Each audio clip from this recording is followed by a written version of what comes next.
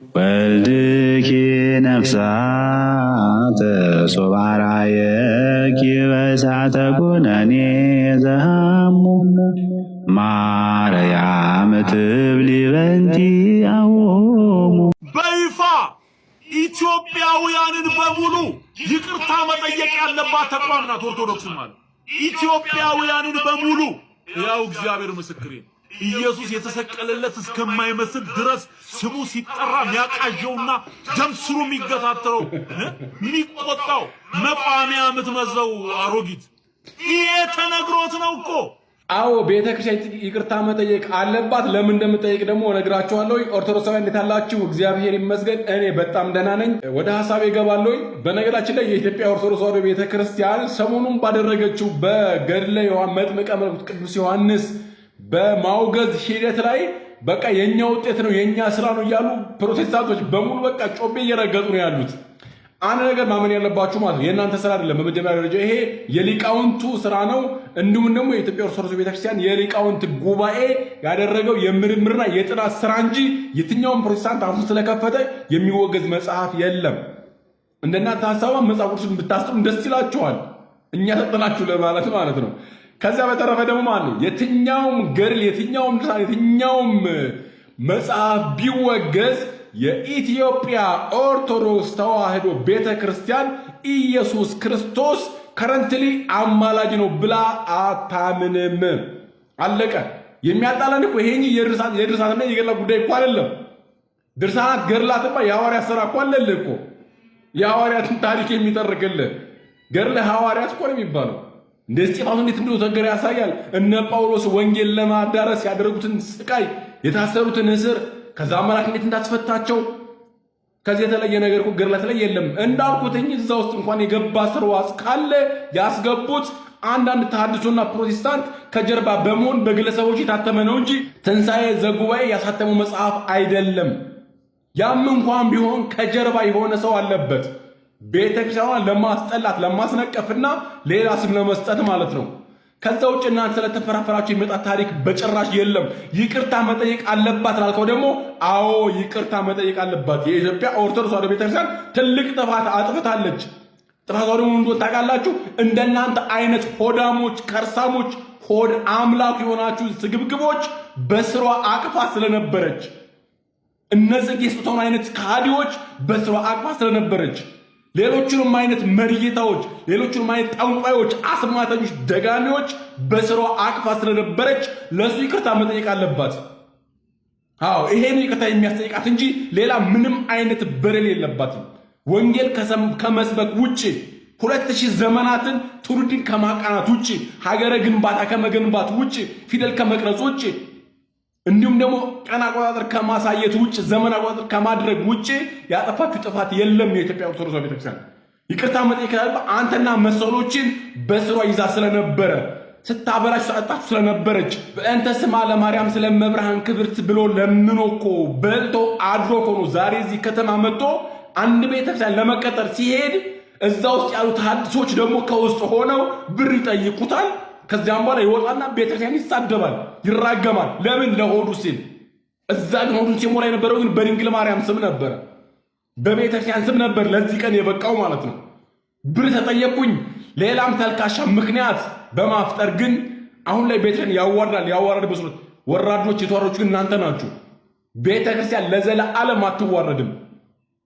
ከዛ ውጭ ግን እናንተ እንደምትነነፉት አይደለም። የፈለገ ገድል ቢሰረዝ የፈለገ የሐሰት ትምህርት ቢወጣ ኢየሱስ ክርስቶስ ፈራጅ እንጂ አማላጅ አይደለም። እኛ ቤት ታች ቤቶች ይሄንን ተረዱን። ከበታችነት ስሜት ውጡ። ይሄንን ልላችሁ ወዳለሁኝ። ትኩረት ለአሰቦት ገዳም። ይህንን ቪዲዮ ኮፒ ሊንክ እና ሼር አድርጉ። እጅግ በጣም አሳዛኝ ዜና ሰምቷል። በገዳሙ ላይና በገዳሙ አካባቢ በሚኖሩ ሰዎች ላይ ጥቃት ተፈጽሟል። ጥቃቱም የተፈጸመው በታጣቂዎች ሲሆን ጥንታዊ በሆነውና በኦሮሚያ በምስራቅ ሐረርጌ ውስጥ በሚገኘው በአሰቦት ገዳም ከ3 ቀን በፊት ማለትም አርብ ጠዋት ላይ ማንነታቸው ያልታወቀ ታጣቂ ቡድኖች እንግዲህ ወደ ገዳሙ ዘልቀው በመግባት አንድ አባት ከነ ልጃቸው ላይ ጥቃት በመፈጸማቸው በዚህም እንግዲህ አባትየው ወዲያውኑ ህይወታቸው ሲያልፍ የእሳቸውም ልጅ የሆነው እጅግ በጣም ከባድ ጉዳትን አስተናግዷል። በአሁኑ ወቅት በህይወትና በሞት መካከል ይገኛል። ሪፈራል ተደርጎለት እንግዲህ ወደ ሆስፒታል ሄዷል። የሱ እሱንም ፎቶ ለማሳየት እጅግ በጣም ከባድ ስለሆነ ቪዲዮን ስለሚይዘው ነው። በጣም ከባድ የሆነ ጉዳት ነው የደረሰው። ከአንድ ቀን በፊትም በገዳም ውስጥ የሚኖሩ ሰዎች እንግዲህ ደውለውልኝ ነበር፣ ጭንቀታቸውን አስረድተውኛል። እነዚህም ታጣቂዎች ድንገት ወደ ገዳሙ በመግባት በገዳሙ አካባቢ በሚኖሩ ሰዎች ላይና እንዲሁም በገዳም ውስጥ በሚኖሩና ጥበቃ ላይ በተሰማሩ ሰዎች ላይ ከባድ የሆነና ድንገተኛ የሆነ ጥቃትን ሰንዝረው ነበር። በዚህም እንዳልኳችሁ እንግዲህ በተሰነዘረው ጥቃት አባትየው ህይወቱ ሲያልፍ ልጃቸው እጅግ በጣም ከፍተኛ ሁኔታ ላይ ይገኛሉ። በተጨማሪም እንግዲህ በዛን ወቅት 2 ሰዎችን አግተው ወስደው ነበር። ታዲያ ከአካባቢው በደረሰኝ ኢንፎርሜሽን መሰረት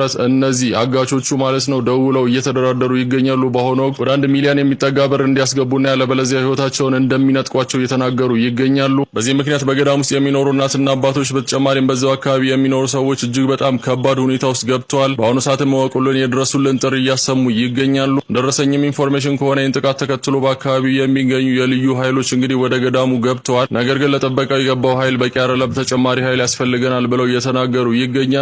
በአሁኑ ሰዓትም በገዳም ውስጥም የሚኖሩ ሆነ በአካባቢ የሚኖሩ ሰዎች እጅግ በጣም ስጋት ላይ ገብተዋል። ይህ ነገር እንግዲህ ለብዙዎች እንዲደርስና መንግስት ደግሞ ይህ ኢንፎርሜሽን ኖሮት አስፈላጊውን ጥበቃ እንዲያደርግና በጥንታዊ ገዳም ውስጥ የሚኖሩ እናትና አባቶቻችን በተጨማሪም በዙሪያው የሚኖሩ ሰዎች እንዲታደጉ እንግዲህ እንጠይቃለን። ኮፒ ሊንክና ሼር አድርጉ። አዲስ ነገር ካለ መመለስ ይሆናል። ብሩክ የመልካም ቀን ይውላል። 4 ነባሩና ጥንታዊው የቅዱስ ዮሐንስ መጥምቅ ገድል እንደተጠበቀ ሆኖ ገድለ መጥምቀ መለኮት ቅዱስ ዮሐንስ በሚል ያለ አግባብ በአንድ ግለሰብ ተዘጋጅቶ እየተሰራጨ ያለው መጽሐፍ በሊቃውንት ጉባኤ ተመርምሮ ያለበት ግድፈትና የስህተት ትምህርት በሙሉ የኢትዮጵያ ኦርቶዶክስ ተዋሕዶ ቤተክርስቲያንን አስተምህሮ የማይወክል ሆኖ በመገኘቱ ተወግዟል። በውስጡ የያዛቸው የተሳሳቱ ትምህርቶች በሙሉ ተቀባይነት ስለሌላቸው መጽሐፉ ለጥናትና ምርምርም ሆነ ለማጣቀሻ አገልግሎት እንዳይውል በስርጭት ላይ የዋለው መጽሐፍ እንዲታገድና በድጋሚም እንዳይታተም ለየአህጉረ ስብከቱ ሰርኩላር እንዲተላለፍ የአፈጻጸም ክትትል እንዲደረግና አጠቃላይ ሁኔታው በሊቃውንት ጉባኤ በኩል በሚዲያ እንዲገለጽ የአስተምህሮ ስህተትን በማካተት አሳትመው ያሰራጩት ግለሰብ በቋሚ ሲኖዶስ ተጠርተው እንዲጠየቁና የፈጸሙትን ስህተት አውቀው ወደፊት ተመሳሳይ ስህተት እንዳይፈጽሙ ጥብቅ መመሪያ እንዲሰጣቸው። እንግዲህ እንደሰማችሁት በቅዱስ ሲኖዶስ ከጥቂት ቀናት በፊት ውግዘት ተላልፎበት የነበረው በግለሰብ ታትሞ የነበረው የመጥምቁ ዮሐንስን ገድል የተወገዘበትን ዓላማና የተወገዘውስ የትኛው ገድል ነው የሚለውን ግልጽ ያደረጉ ይመስለኛል። በተለይ ይሄ በማውጣታቸው ድጋሚ አባቶቻችንን በድጋሚ እናመሰግናቸዋለን። ምክንያቱም ሰሞኑን ጉዳዩ የኢትዮጵያ ኦርቶዶክስ ቤተክርስቲያን ሆኖ ሳለ ከኛ በላይ ግን ሚዲያውን ሲያንጫጩና በማይሆን ሐሰተኛ መረጃ ሲነዙ የነበሩት ለምግብና ለልብስ ብለው ሃይማኖታቸውን የቀየሩ የተሐድሶና የፕሮቴስታንት አንጃ ቡድን ነበርና በጣም ያሳፍራል። እውነት ለመናገር ሰው እንዴት አልፈልጋትም ብሎ ከወጣ በኋላ ቤተክርስቲያንን የሐሰት የውሸት ንግግርን ያሰራጫል? እንግዲህ ይሄ ነው እኔ ሁልጊዜ እንደምለው እንኳንም የኦርቶዶክስ ተዋሕዶ ቤተክርስቲያን ልጅ ሆንኩ ምለው ውሸታም ሐሰተኛ አድርጋ አላሳደገችኝም የተባለው በግልጽ አሁንም ለምዕመናን ነው። ይሄንን ደግሜ የምናገረው ገድለ መጥምቁ ዮሐንስ ተወገዘ አልተባለም። የተባለው በግለሰብ ደረጃ የተጻፈ ነው። ቅዱስ ሲኖዶስ ጸሐፊውን ያልገለጸበት የራሱ ምክንያት አለው። የራሱ ምክንያት ስላለው ነው። ምክንያቱም ቤተክርስቲያን እድል ምሰጥ ቤተክርስቲያናት ያንንም የጻፈው አካል ይቅርታ እንዲል ተብሏል። የራሱ የቅዱስ ሲኖዶስ የቤት ስራ ስለሆነ ስለዚህ እኛም እንዲህ ብለን አንናገርም። ሌላው ሲቀጥል፣ ሁለተኛ ግን በውስጡ ወደ 9-10 የሚሆኑ አበይት የሚባሉ በጣም ብዙ ችግሮች አሉበት። እንደው ግልጽ ያፈጠጡ ከሰው ልጅ ስነ ተፈጥሮ አንጻር፣ ከአዳምና ከሔዋን አንጻር፣ ሰው በእግዚአብሔር አርአያ ተፈጠረ ከሚለው አንጻር በጣም ብዙ የሚባሉ መሰረታዊ ነገርን የሚያናጉ ስህተቶች አሉት መጽሐፉ ላይ። ከተጀመረ እንደው ወደ 6 ወርም የቆየ ነገር ነው እና ቅዱስ ሲኖዶስ ምርመራ አድርጎበት አይቶት አውግዞታል። እና የተወገዘው ቀድሞ የምንጠቀመው ይሄ አሁን ከታች የምታዩት የቅዱስ ዮሐንስ ገድል ሳይሆን በገዳማት ቤተክርስቲያናት በደጋግ የቤተክርስቲያን አባቶች የታተመውን ሳይሆን አንድ ግለሰብ ገና ህትመት ላይ ራሱ ገና በደንብ ሳይሰራጭ ነው፣ አልተሰራጨምም። አየር ላይ ነው ቅዱስ ሲኖዶስ አይቶ ቶሎ ውግዘት ያስተላለፈው እና የሐሰት መረጃ የምትለቁ እንግዲህ አሁን ከታች ተመልከቷቸውን እነዚህን ሰሞኑን ሲንጫጩ ነበር እና በጣም ደግሞ የሚያሳፍረውና የሚያስቀው በዛው ታምረ ማርያምንም አውግዙልን በዛው እንትን እንዴ ይሄ እኮ የህፃን ልጅ ስራ አይደለም። ደግሞ ማንም ፕሮቴስታንትና ማንም ሰው ተነስቶ አይደለም ቤተክርስቲያንን ይህን አርጌ አታርጌ የሚላትና የራሷ ቅዱስ ሲኖዶስ የሚመራት ራሷን እንደ አሜባ ያባዛች ሳይሆን በትክክል መዋቅራዊት የሆነች አፖስቶሊክ ሰክሴሽን ያላት ትልቅ ሕያው የሆነች ልዕልት ቤተክርስቲያን ናት። ስለዚህ ይህንን አስታካችሁ ደግሞ ቤተክርስቲያን ደግሞ የተሰገሰጋችሁ አሉ። በእኛ መሀል ያላችሁ ምዕመኑ ጋር ተሰግስጋችሁ ያላችሁ ጊዜ የሚገልጣችሁ እንደው በዛው ታምረ ማርያሙንም በዛው እንትን ገድሉንም የምትሉ ይሄ ምን ያህል ትዕቢትን ነው የሚያመለክተው። የእኛ ቤተክርስቲያን ምን መጽሐፍን ማንረብ እንዳለባት መካሪያ ያሻትም እና እንደው ግን አባቶቻችን እግዚአብሔር ይስጥልን። ለቀናት ሲከናወን የነበረው የቅዱስ ሲኖዶስ ስብሰባ መጠናቀቁን ተከትሎ በርካታ አዳዲስና ወሳኝና ቁልፍ የሆኑ ውሳኔዎች ከቅዱስ ሲኖዶስ ተላልፈዋል። ከጥቅምት 12 ቀን ጀምሮ ሲደረግ የነበረው ዓመታዊ የቅዱስ ሲኖዶስ ጉባኤም መጠናቀቁን ተመርኩዞ ከኢትዮጵያ ኦርቶዶክስ ተዋሕዶ ቤተክርስቲያን ቅዱስ ሲኖዶስ መግለጫ መሰጠቱም ተዘግቧል። ሙሉ መግለጫውን እንደሚከተለው ልንገራችሁ። በእግዚአብሔር መንፈስ ቅዱስ የሚመራው የሐዋርያት መንበር ወራሽ ሆነው የኢትዮጵያ ኦርቶዶክስ ተዋሕዶ ቤተክርስቲያን ቅዱስ ሲኖዶስ ምልዓተ ጉባኤ የሊቃነ ጳጳሳትና የጳጳሳት ምልዓተ ጉባኤ በዓመት 2 ጊዜ ስለ አብያተ ክርስቲያናት የሚገባውን ሁሉም ይነጋገሩ፣ የሐዋርያው ተልእኮም መሰናክሎችንም ሁሉም ያስወግዱ ተብሎ በመጀመሪያው የሐዋርያት ቀኖና በሁለተኛውም ቀለሜንጦስ በተደነገገው መሰረት ምልዓተ ጉባኤው ከጥቅምት 11 ቀን 2018 ዓ.ም ጀምሮ እስከ ጥቅምት 17 ቀን 2018 ዓ.ም ድረስ ስለ ቤተክርስቲያናችን መንፈሳዊ ማህበራዊና የምጣኔ ሀብት እድገት፣ ስለ ሀገር ሰላምና አንድነት፣ ስለ ቤተክርስቲያን አስተዳደርና ሐዋርያዊ ተልእኮ መስፋፋት፣ ስለ ሰው ልጅ ሁሉ ደህንነት ሰፊ ውይይትም አድርጓል። ወቅቱን ያማከሉ ዘላቂ ቤተክርስቲያንን ተቋማዊ ህልውና የሚያረጋግጡ የቅዱስ ሲኖዶስ ልዕልናን የሚያስጠብቁ ለምዕመናን ደህንነትና እንደዚሁም ለአገልግሎት ህይወት በሚጠቅሙ መንፈሳዊ አስተዳደርና ማህበራዊ ጉዳዮችን መሰረት ባደረጉ አጀንዳዎች ላይም በመንፈስ ቅዱስ አንድነት በመወያየት ለቤተክርስቲያናችን ለሀገራችን ጠቃሚ የሆኑ ውሳኔዎችን አስተላልፏል ሲል መግለጫው ገልጿል። በዚሁ መሰረትም በዝርዝር ያስቀመጣቸው ነጥቦች እንመልከት። አንደኛው ሁለንተናዊ ሰላምና መረጋጋት የቅድስት ቤተክርስቲያናችን ሃይማኖታዊ መሰረቷም የሥርዓተ ቅዳሴዋና የሚስጥራት አገልግሎት አካል የመንፈሳዊ ማህበራዊ ስምሪቷ ማዕከላዊ አምድ በመሆኑም በግንቦት 2017 ዓ.ም ቅዱስ ሲኖዶስ ምልዓተ ጉባኤ የተሰየመው የሀገራዊ ሰላምና የቤተክርስቲያን አንድነት ኮሚቴ ስራውን አጠናክሮ እንዲቀጥል የተላለፈ ሲሆን የደረሰበትንም ውጤት ለግንቦት 2018 ዓ.ም ምልዓተ ጉባኤ እንዲያቀርብም ቅዱስ ሲኖዶስ ጥብቅ መመሪያን አስተላልፏል። በሁለተኝነት ደረጃ ላይ የተቀመጠው ደግሞ በትግራይ አህጉረ ስብከት የሚገኘው ህዝበ ክርስቲያን ህዝባችንና ወገናችን ስለሆነም አብያተ ክርስቲያናቱን ገዳማቱን የቅድስት ቤተክርስቲያናችን መንፈሳዊ ሀብቶች በመሆናቸውም አህጉረ ስብከቱም የተደራጁት በኢትዮጵያ ኦርቶዶክስ ተዋሕዶ ቤተክርስቲያን ቅዱስ ሲኖዶስ በመሆኑም የቅድስት ቤተክርስቲያን ህግንና ቀኖናን ጠብቆም እንደዚሁም የቅዱስ ሲኖዶስ ልዕልና ተከብሮ የመዋቅር ግንኙነቱን ወደ ቀደመው ቦታው እንዲመለስ የቅድስት ቤተክርስቲያናችን የሰላም የአንድነትና የይቅርታ በር ክፍት መሆኑን ከመግለጽ ጋር ቅዱስ ሲኖዶስ በክልሉ ለሚገኙ አባቶች ካህናትና ምዕመናን ያልተቋረጠ የሰላም ጥሪውንም ያስተላልፋል። የቀድሞዎቹ ቅዱሳን አባቶቻችን ዋጋ ከፍለው ቀኖናዊ ስርዓቷንም አክብረው እንደዚሁም ደግሞ ክብሯን ጠብቀውና አስጠብቀው አንድነቷንም አጽንተው ያወረሱንን አሐቲ ቤተክርስቲያንን የቀደመው ሉዓላዊ ክብሯ እንድትጠበቅም ለመጪውም ትውልድ ማስተላለፍ የበለጠ ዋጋ ያሰጣልና ቀደም ሲል ለዚሁ ጉዳይ የተሰየመው ኮሚቴ ስራውን አጠናክሮ እንዲቀጥል ሊቃውንቱም ካህናቱም መላው ህዝባችንም የቤተክርስቲያናችንን አንድነት ለማጠናከር በሚደረገው ጥረት ሁሉ የበኩላችሁን እንድትወጡ የቅዱስ ሲኖዶስ ምልዓተ ጉባኤም በአጽንኦትም ያሳስባል። በሶስተኛ ደረጃ የተቀመጠው ነጥብ ደግሞ ቅዱስ ሲኖዶስ አባት እንዲመደብላቸው ጥያቄ ባቀረቡ አህጉረ ስብከቶች ዙሪያ የወሰነው የውሳኔ ሐሳብ የሚያቀርቡ ብፁዓን አባቶችን በመሰየምም ተገቢውን ውይይትን በማድረግ ብፁዕ አቡነ ኤዎስጣቴዎስ የኢሉ ኢሉባቡር ሀገረ ስብከት ሊቀ ጳጳስ የምዕራብ ወለጋ ሀገረ ስብከትን ደርበው እንዲመሩ እንደዚሁም ትእዛዝ ተሰጥቷል።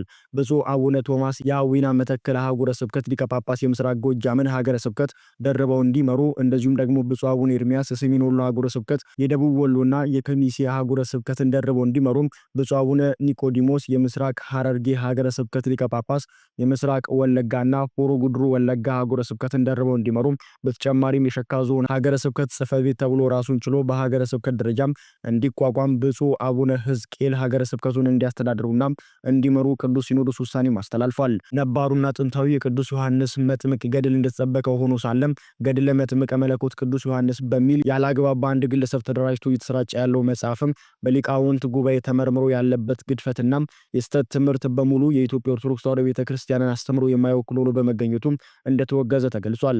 በውስጡ የያዛቸው የተሳሳቱ ትምህርቶች በሙሉ ተቀባይነት ስለሌላቸውም መጽሐፉ ለጥናትና ምርምርም ሆነ ለማጣቀሻ አገልግሎት እንዳይውል በስርጭት ላይ የዋለው መጽሐፉም እንዲታገድና በድጋሚም እንዳይታተም ለሀገረ ስብከቱ ተመልሶ እንዲስተላለፍም የአፈጻጸም ክትትል እንዲደረግ አጠቃላይ ሁኔታው በሊቃውንት ጉባኤ በኩል በሚዲያ እንዲገለጽ የአስተምሮ ስህተትን በማካተት አሳትመው ያሰራጩ ግለሰቦች በቋሚ ሲኖዶስ ተጠርተው እንዲጠየቁና የፈጸሙትንም ስህተት አውቀው ወደፊት ተመሳሳይ ስህተት እንዳይፈጽሙ ጥብቅ መመሪያ እንዲሰጣቸውም ቅዱስ ሲኖዶስ ውሳኔ አስተላልፏል። መጽሐፉ እንዲመረመር ያደረጉት የደብረ ሊባኖስ አንድነት ገዳምና የገዳሙ የቅኔ መምህር መጋቤ ምስጢር አባ ክንፈ ሚካኤል ወልደ ገብርኤል የምስጋና ደብዳቤ እንዲጻፍላቸውም ቅዱስ ሲኖዶስ ወስኗል። በሰሜን ካሊፎርኒያ፣ ኔቫዳና አሪዞና ሀገረ ስብከት የህኑተ ሰማይ መጥምቀ መለኮት ቅዱስ ዮሐንስ ወቅድስት አርሴማ አንድነት ገዳም መንፈሳዊ ኮሌጅና የአብነት ምስክር ጉባኤ ቤት ለማቋቋም በጠየቀው መሰረትም እንዲፈቀድ ሆኖ የትምህርት አሰጣጥ ፖሊሲውና ስርዓተ ትምህርቱ የሰው ኃይል አደረጃጀቱና መዋቅራዊ ተጠሪነቱም በጠቅላይ ቤተ ክህነት ተጠንቶ ከውሳኔ ሀሳብ ጋር ለግንቦት 2018 ዓ.ም እርከበ ካህናት ምልዓተ ጉባኤ እንዲቀርብ ቅዱስ ሲኖዶስ ወስኗል።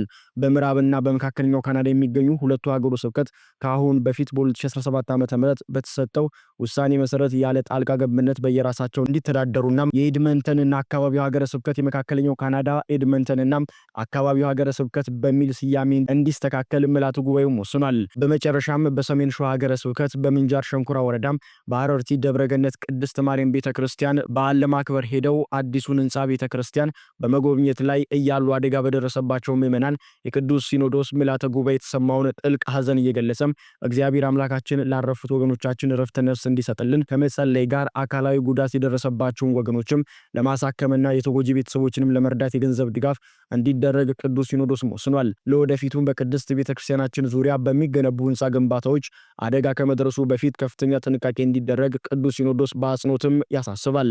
የተወደዳችሁ የኖር ቤተሰቦች ለዛሬ ወደ እናንተ ይዤላችሁ የቀረብኩት አዳዲስና ወቅታዊ መረጃዎች እነኝን ይመስላሉ። በሌሎች አዳዲስ ጉዳዮች ሰሞነኛና አነጋጋሪ መረጃዎች ዳግም እስከምንገናኝ ድረስ ለዛሬው እዚህ ጋር ለማብቃት ወደድኩኝ። ቸር ይግጠመን።